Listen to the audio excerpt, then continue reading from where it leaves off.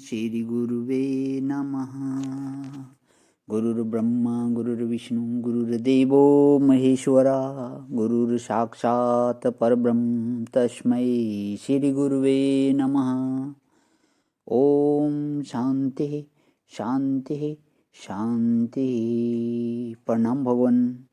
श्री विचार सागर दर्पण स्वामी श्री मनोहरानंद जी महाराज का दिव्य ग्रंथ, जिसमें भगवान दृष्टि सृष्टिवाद चल रहा है, और पेज नंबर 53 से आगे करते हुए तो यहाँ पे भगवान हमारी जो थी जिज्ञासु की शंका चल रही थी कि ये जो व्यावहारिक जगत है, अगर ईश्वरीय स्वप्न है और ईश्वर के संकल्प से रचा हुआ है, तो स्वप्न के व्यवहारों का जीवों का किंचित भी स्वतंत्रता नहीं बचा, और जो कुछ भी कर्म करते हैं वह सब हमारा ख्याल है।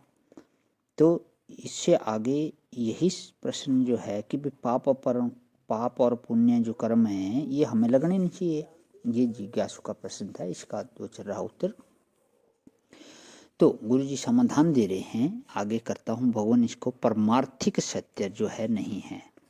तो यहाँ पे बात आई थी कि यहाँ जागृत के जीवों की जो कर्म करने में स्वतंत्रता प्रतीत होती है वह भी व्यावहारिक है, तथा फल भोगने में जो परतंत्रता प्रतीत होती है वह भी व्यावहारिक है, परमार्थिक जो है सत्य नहीं। यदि कहा जाए कि इन व्यावहारिक जगत के जीवों के कर्म करने में स्वतंत्र तथा फल भोगने में परतंत्र को किसने बनाया है, तो उसका उत्तर यह है कि जिस अघट घटना पटीयसी माया ने समष्टि जीवों के प्रवाह रूप से अनादि संस्कार वशात इस अनोखे अनिर्वचनीय विचित्र ब्रह्मांड की रचना कर दी है, उसी ईश्वरीय शक्ति रूप माया ने जीवों के कर्म करने में स्वतंत्र तथा फल भोगने में परतंत्र को भी जन्म दिया है।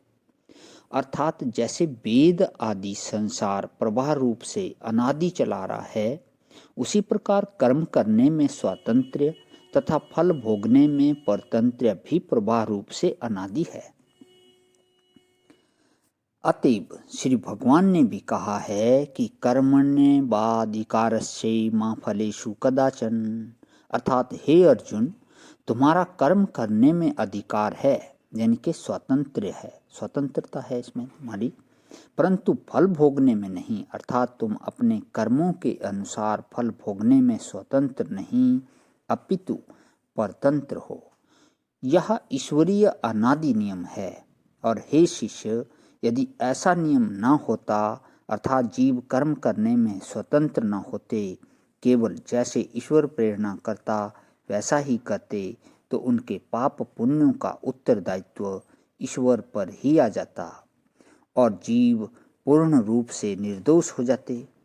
इसी बात पर एक कवि ने यूं समस्या भी रखी है कि पत्ता भी जो हिलता है तो हुक्म खुदा से, फिर बंदा गुनहगार है मालूम नहीं क्यों। अतः ऐसा स्वीकार करना चाहिए कि ईश्वर सबको प्रेरणा करते हैं, केवल अपने अपने कर्मों के अनुसार फल भुगाने के लिए। अर्थात कुछ कर्म ऐसे होते हैं कि जिनके बिना प्रारब्ध अपना सुख दुख फल नहीं भुगा सकती, तो उन प्रारब्धाधीन मिलने वाले सुख दुखों को भुगाने मतलब भोगने के लिए जो कर्म केवल निमित्त मात्र बनते हैं, उन कर्मों को परतंत्र कर्म कहते हैं। उन्हीं कर्मों के कराने में प्रारब्ध अनुसार ईश्वर की प्रेरणा मानी जाती है।